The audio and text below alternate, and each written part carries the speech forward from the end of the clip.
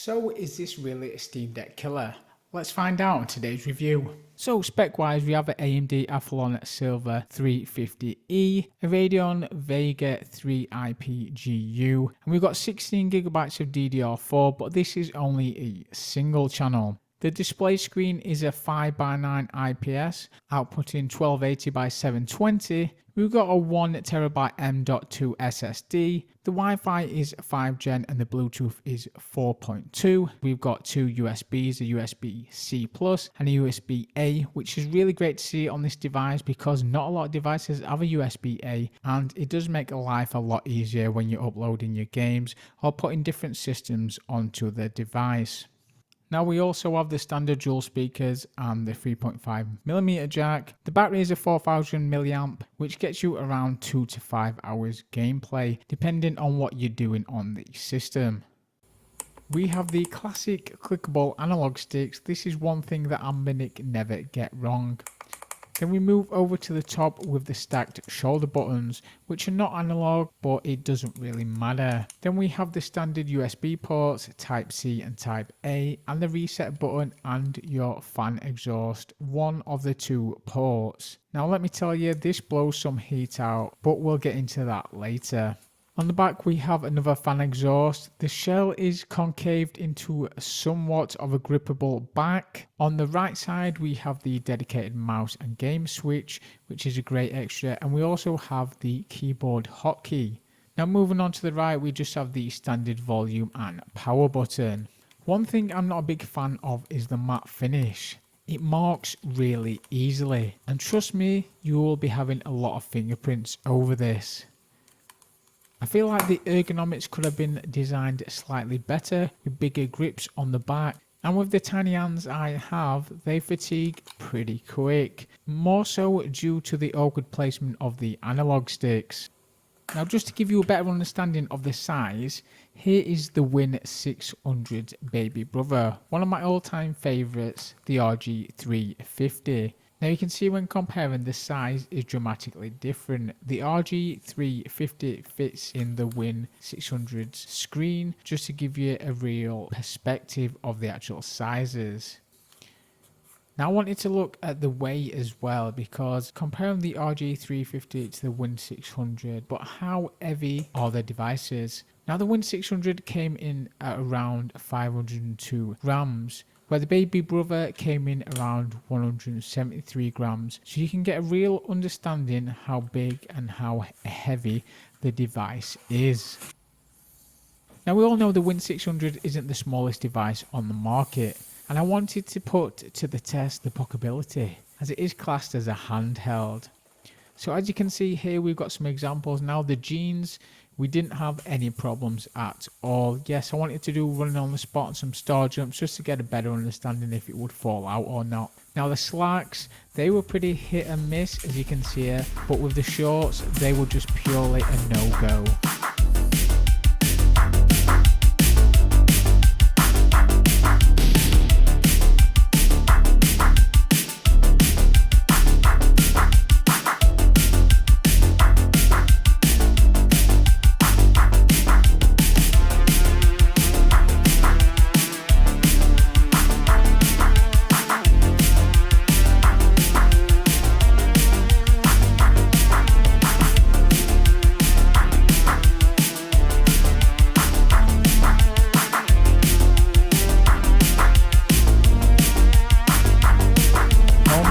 This thing kicks some heat out, and the fan could wake anyone up in the room if they were sleeping and you're trying to have a quiet gaming session.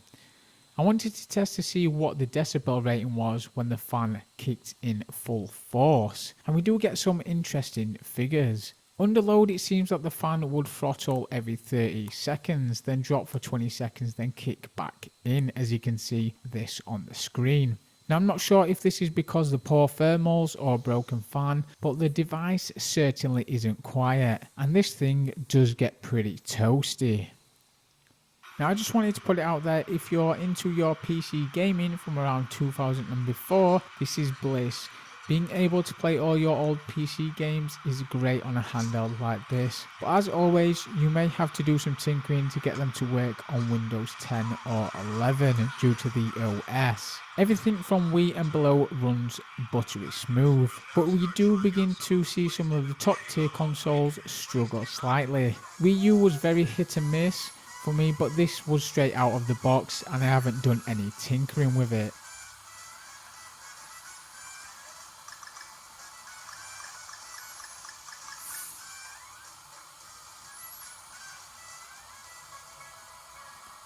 PS2, yes, that's right. Now I was pretty surprised with PCSX2 what it could run on this device. It's by no means perfect, it's more like a pick and mix. You don't know what you're going to get out of the bag. As you can see from my testing here, some games ran buttery smooth and others had drop frames and others could barely even play.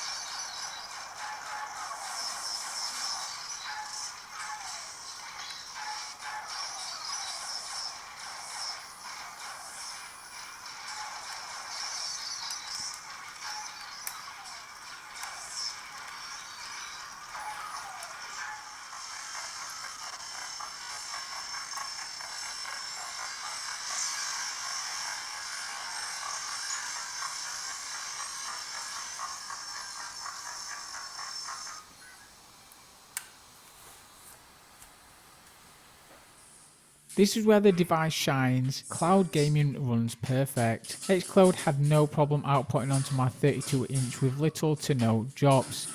But again, this will all depend on your internet connection.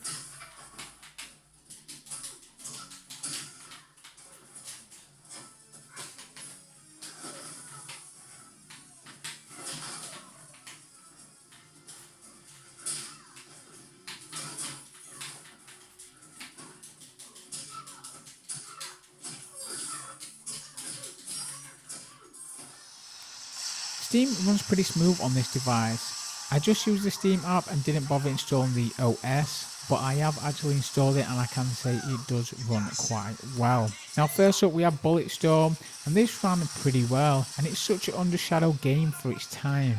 But we did have some slight stutters in it, but nothing too major to talk about.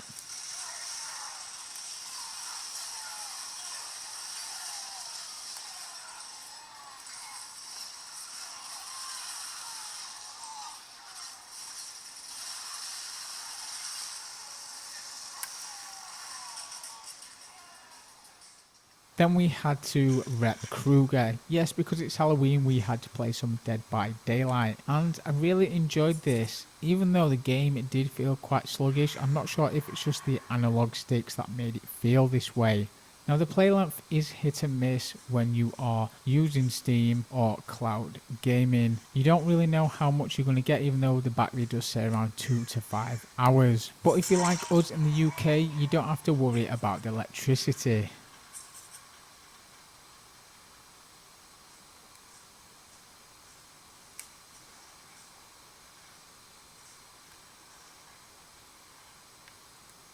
So what are the pros and cons of the WIN600? Now the cons, let's start off with these first. The ergonomics for me just feel wrong. Having small piano hands, as my friends like to say, puts a real strain and fatigue on these. The placements of the analog sticks just do not work, and the grips for me could have been molded a bit better. Although I love the clickable analog sticks, the mapping for the controls would have been more suited to the original RG350 design, as I've just mentioned. I just think the whole layout of the buttons and so forth has taken a step back instead of a step forward. Now this is more so across the pond where I live in the UK. Having a fast charger with no adapter isn't ideal. When I first got the device, I didn't realise it couldn't work on any fast charger. So it booted up for a few hours and then went dead. And then I realised that I had to use the official charger and use it like that. So you're not able to use any third-party chargers on this, as far as I know, from the UK, unless you've got that kind of voltage, because it just won't charge, which is a real disappointment because I had to buy an adapter. You know, in the UK we like to be different with our plug sockets.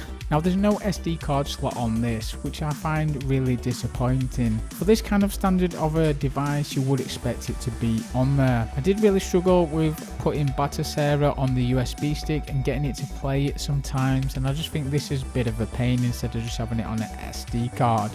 I had nothing but issues with the touchscreen on this device. The first issue I ran into when I did a fresh install of Windows 11, the drives would just not recognise the touchscreen even though I downloaded the correct drives. It just kept saying they were missing, and then even when they were installed and when I'd done the repair and so forth, it just didn't recognise it. The only way I could get this to work was by downloading the original OS and upgrading to Windows 11, but yet I still had problems logging in on the login screen.